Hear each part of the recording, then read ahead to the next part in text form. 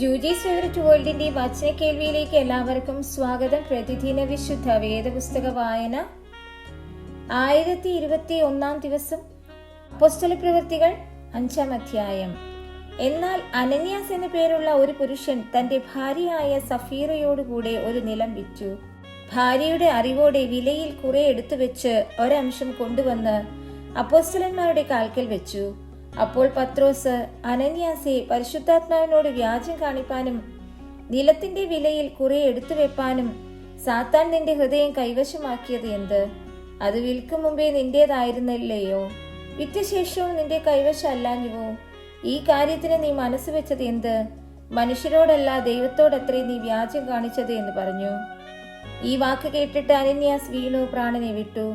ഇത് കേട്ടവർക്ക് എല്ലാവർക്കും മഹാഭയമുണ്ടായി. ബാലിക്കാർ എഴുന്നേറ്റ് അവനെ ശീല പൊതിഞ്ഞ് പുറത്തു കൊണ്ടുപോയി കുഴിച്ചിട്ടു. ഏകദേശം 3 മണിനേരം കഴിഞ്ഞപ്പോൾ അവന്റെ ഭാര്യ ഈ സംഭവിച്ചതൊന്നും അറിയാതെ അകത്തു വന്നു. പത്രോസ് അവളോട്, ഇത്രയ്ക്കോ നിങ്ങൾ നിലം വിറ്റത്? പറക എന്ന് പറഞ്ഞു. അതെ, ഇത്രയ്ക്ക് തന്നെ എന്ന് അവൾ പറഞ്ഞു. പത്രോസ് അവളോട്, കർത്താവിന്റെ ആത്മാവിനെ പരീക്ഷിപ്പാൻ നിങ്ങൾ തമ്മിൽ ഒത്തതെന്ത്? ഇതാ നിന്റെ ഭർത്താവിനെ കുഴിച്ചിട്ടവരുടെ കാൽ വാതിൽക്കലുണ്ട്, അവർ നിന്നെയും പുറത്തു കൊണ്ടുപോകുമെന്ന് പറഞ്ഞു. ഉടനെ അവൾ അവന്റെ കാൽക്കൽ വീണു പ്രാണനെ വിട്ടു. ബാല്യക്കാർ അകത്തു വന്നു. അവൾ മരിച്ചു എന്ന് കണ്ടു. പുറത്തു കൊണ്ടുപോയി ഭർത്താവിന്റെ അരികെ കുഴിച്ചിട്ടു. സർവ്വസഭയ്ക്കും ഇത് കേട്ടവർക്കും എല്ലാവർക്കും മഹാഭയമുണ്ടായി. അപ്പോസ്തലന്മാരുടെ കൈയാൽ ജനത്തിന്റെ ഇടയിൽ പല അടയാളങ്ങളും അത്ഭുതങ്ങളും നടന്നു. അവർ എല്ലാവരും ഏക മനസ്സോടെ ശാലോമോന്റെ മണ്ഡപത്തിൽ കൂടി വരിക പതിവായിരുന്നു. മറ്റുള്ളവരിൽ ആരും അവരോട് ചേരുവാൻ തുനിഞ്ഞില്ല. ജനമോ അവരെ പുകഴ്ത്തിപ്പോന്നു. മേൽക്കുമേൽ അനവധി പുരുഷന്മാരും സ്ത്രീകളും കർത്താവിൽ വിശ്വസിച്ച് ചേർന്നു വന്നു. രോഗികളെ പുറത്തു കൊണ്ടുവന്നു. പത്രോസ് കടന്നു പോകുമ്പോൾ അവന്റെ നിഴലെങ്കിലും അവരിൽ വല്ലവരുടെയും മേൽ വീഴേണ്ടതിന് വീഥികളിൽ വിരിപ്പിന്മേലും കിടക്കമേലും കിടത്തും. അതുകൂടാതെ യെരുശലേമിന് ചുറ്റുമുള്ള പട്ടണങ്ങളിൽ നിന്ന് പുരുഷാരം വന്നുകൂടി രോഗികളെയും അശുദ്ധാത്മാക്കൾ ബാധിച്ചവരെയും കൊണ്ടുവരികയും അവരെല്ലാവരും സൗഖ്യം പ്രാപിക്കുകയും ചെയ്യും. പിന്നെ മഹാപുരോഹിതനും സദൂക്യരുടെ മതക്കാരായ അവന്റെ പക്ഷക്കാരൊക്കെയും അസൂയ നിറഞ്ഞ് എഴുന്നേറ്റ് അപ്പോസ്തലന്മാരെ പിടിച്ച് പൊതു തടവിലാക്കി. രാത്രിയിലോ കർത്താവിന്റെ ദൂതൻ കാരാഗൃഹവാതിൽ തുറന്ന് അവരെ പുറത്തു കൊണ്ടുവന്നു. നിങ്ങൾ ദൈവാലയത്തിൽ ചെന്ന് ഈ ജീവന്റെ വചനമെല്ലാം ജനത്തോട് പ്രസ്താവിപ്പിൻ എന്ന് പറഞ്ഞു. അവർ കേട്ട് പുലർച്ചയ്ക്ക് ദൈവാലയത്തിൽ ചെന്ന് ഉപദേശിച്ചു കൊണ്ടിരുന്നു. മഹാപുരോഹിതനും കൂടെയുള്ളവരും വന്ന് ന്യായാധിപ സംഘത്തെയും ഇസ്രായേൽ മക്കളുടെ മൂപ്പന്മാരെയും എല്ലാം വിളിച്ചുകൂട്ടി അവരെ കൊണ്ടുവരുവാൻ തടവിലേക്ക് ആളയച്ചു. ചേവകർ ചെന്നപ്പോൾ അവരെ കാരാഗൃഹത്തിൽ കാണാതെ മടങ്ങി വന്നു. കാരാഗൃഹം നല്ല സൂക്ഷ്മത്തോടെ പൂട്ടിയിരിക്കുന്നതും കാവൽക്കാർ വാതിൽക്കൽ നിൽക്കുന്നതും ഞങ്ങൾ കണ്ടു. തുറന്നപ്പോഴോ അകത്ത് ആരെയും കണ്ടില്ല എന്ന് അറിയിച്ചു. ഈ വാക്ക് കേട്ടിട്ട് ദേവാലയത്തിലെ പടനായകനും മഹാപുരോഹിതന്മാരും ഇത് എന്തായിത്തീരുമെന്ന് അവരെക്കുറിച്ച് ചഞ്ചലിച്ചു.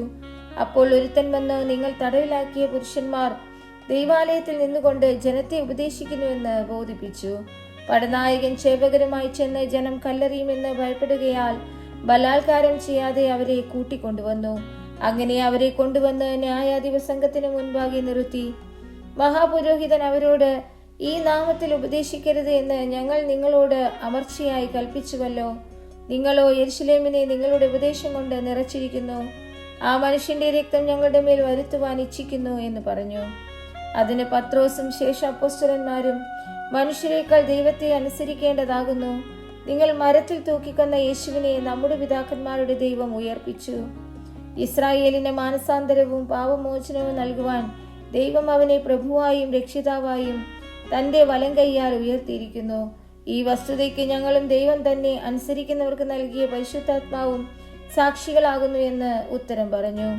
ഇത് കേട്ടപ്പോൾ അവർ കോപപരവശരായി അവരെ ഒടുക്കിക്കളവാൻ ഭാവിച്ചു. അപ്പോൾ സർവ്വജനത്തിനും ബഹുമാനമുള്ള ധർമ്മോപദേഷ്ടാവായ ഗമാലിയേൽ എന്നൊരു പരീശൻ ന്യായാധിപ സംഘത്തിൽ എഴുന്നേറ്റ് അവരെ കുറെ നേരം പുറത്താക്കുവാൻ കൽപ്പിച്ചു. പിന്നെ അവൻ അവരോട്, ഇസ്രായേൽ പുരുഷന്മാരെ, ഈ മനുഷ്യരുടെ കാര്യത്തിൽ നിങ്ങൾ എന്ത് ചെയ്യുവാൻ പോകുന്നു എന്ന് സൂക്ഷിച്ചുകൊള്ളുവിൻ. ഈ നാളുകൾക്ക് മുൻപേ ത്യൂദാസ് എന്നവൻ എഴുന്നേറ്റ് താൻ മഹാൻ എന്ന് നടിച്ചു. ഏകദേശം 400 പുരുഷന്മാർ അവനോട് ചേർന്നുകൂടി.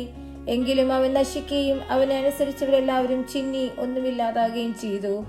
അവന്റെ ശേഷം ഗലീലക്കാരനായ യൂദ ചാർത്തലിന്റെ കാലത്ത് എഴുന്നേറ്റ് ജനത്തെ തന്റെ പക്ഷം ചേരുവാൻ വശീകരിച്ചു. അവനെ നശിച്ചു, അവനെ അനുസരിച്ചവരൊക്കെയും ചിതറിപ്പോയി.